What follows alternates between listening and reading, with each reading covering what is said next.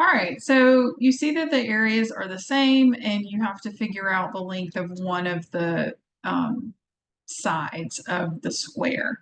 So read through this if you need to, get a sense of what the problem's saying to you. And I would encourage you to start by sketching it. Just sketch a basic rectangle, a basic square. It doesn't really matter which one's bigger or smaller. You're just trying to get an idea of how this kind of, what this problem is saying to you. So this gives you a visual way to help your brain think about it. So we're talking about area, lengths and widths, things like that. We're trying to figure out the length of one side of a square. And so plug in my computer. Okay.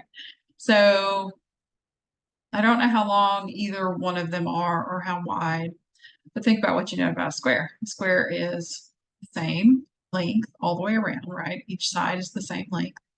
And so I'm going to call that X. That's the side that I don't know. And then it says the length of the rectangle is 3 less than 2 times the length of the square. So 3 less than 2 times, that would be 2 times X minus 3. And then the width is 2 less than the length. And so the length of the square. So the square length again is X. 2 less than that is X minus 2. Okay. So I know that the area formula is length times width. So think about if these areas are the same. This area here is 2x minus 3 times x minus 2. And the area over here is x times x, right? Or x squared. It's the side squared. Okay.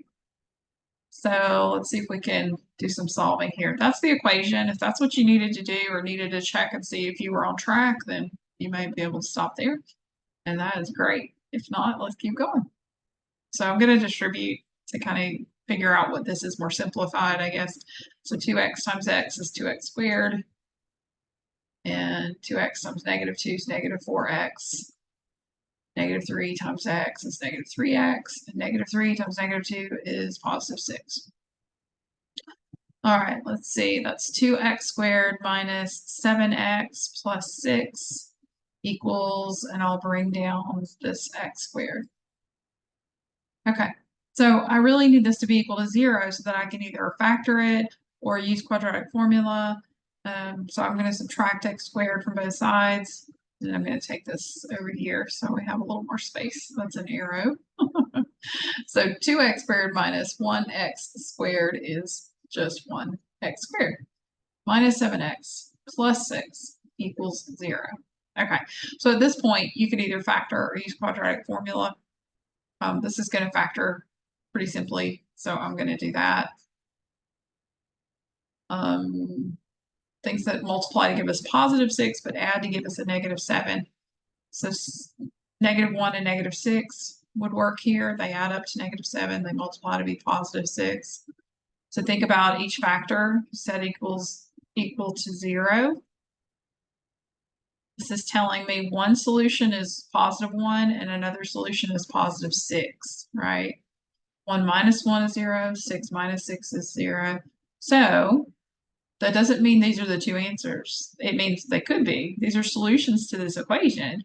But we're in a real situation here of an actual square, actual rectangle. These are side lengths. These are measures. We know those have to be positive. And you might be thinking, well, x1 is positive and 6 is positive. And that is true. But let's also think about that x is just x and the side length could be different, right? So if we plug in a 2 times 1, let's see what this side length is. That's 2 minus 3. That's saying the side length is negative 1. And that cannot be, right? We can't have a length of negative 1 when we plug in our x value. So this is not a good solution for this situation. Let's test 6 and see if it's a good solution.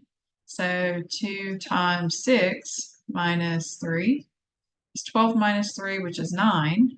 Okay, that would work. And then this would be 6 minus 2, which is 4. That would work as well. So the area here would be 9 times 4, which is 36. And think about if x is 6, then these side lengths are 6. 6 times 6 is 36. So, yes, that gives us the same area when x is 6, when the side length is 6. So make sure you answer the question. How long is one side of the square? It is 6 units long. I don't think it tells us centimeters or anything like that. So, all right. I hope that was helpful to you. See you next time.